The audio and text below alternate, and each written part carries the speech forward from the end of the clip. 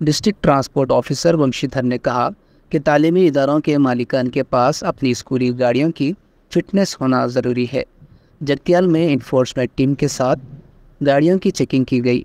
अदम तामील पर 3 स्कूल बसें और 5 दीगर गाड़ियां जब्त कर ली गई।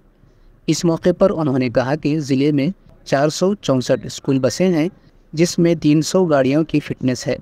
उन्होंने कहा कि दीगर गाड़ियों को भी फिटनेस करवाना होगा और उस वक्त तक ऐसी गाड़ियों को सड़कों पर ना चलाया जाए और ना ही बच्चों को ले जाया जाए। उन्होंने कहा कि ज़िले भर में इन्फोर्समेंट टीम की इंस्पेक्शन मुसलसल जारी रहेगी और गाड़ियों के मालिकान पर कवायद की पाबंदी न करने पर सख्त कार्रवाई की जाएगी। ఈ సంవత్సరం విద్యా సంస్థలు రీఓపెన్ అయిన సందర్భంగా ఎవరైతే వాహన యజమానులు ఉన్నారో, విద్యా సంస్థలు ఎవరైతే వాహనాలు కలిగి ఉన్నారో వారందరూ వారి యొక్క వాహనాలు ఫిట్నెస్ కంపల్సరీ చేయించుకున్న తర్వాతనే రోడ్ల మీద తీసుకురావడం కానీ పిల్లల్ని ఎక్కించుకోవడం కానీ చేయాలని విజ్ఞప్తి చేయించున్నాము. లేనిచో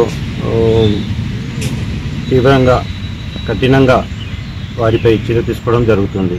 అలాగే స్కూల్కి సంబంధించిన ఏవైతే కండిషన్స్ ఉన్నాయో వారి పిల్లల్ని ఎక్కువగా ఎక్కించుకోకపోవడము, ఓవర్లోడ్ కలిగి ఉండకపోవడము, driver licence minimum 5 years experience కలిగి ఉండటము, ఫస్ట్ ఎయిడ్ కిట్ వెంబడి పెట్టుకోవడము, బస్ వెంబడి ఒక అటెండెంట్ని కలిగి ఉండటము, ఇలాంటి తగు జాగ్రత్తలు తీసుకొని మాత్రమే బస్సులు రోడ్ల మీద తిప్పాలని స్కూల్ యాజమాన్యానికి విజ్ఞప్తి చేస్తున్నాము. లేని ఎడల చాలా కఠినంగా వారిపై చర్య తీసుకోవడం జరుగుతుంది. ఈరోజు ఎన్ని బస్సులు సార్?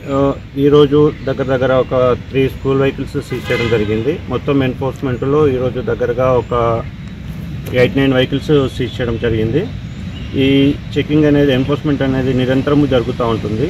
సో స్కూల్ యాజమాన్యాలు ఎక్కువగా వీటిపై దృష్టి ఉంచేసుకొని వాళ్ళ డ్రైవర్ బిహేవియర్ కానీ వెహికల్స్ మూవ్మెంట్ కానీ అబ్జర్వేషన్ చేసుకోగలరని కోరుతున్నాను. Thank you.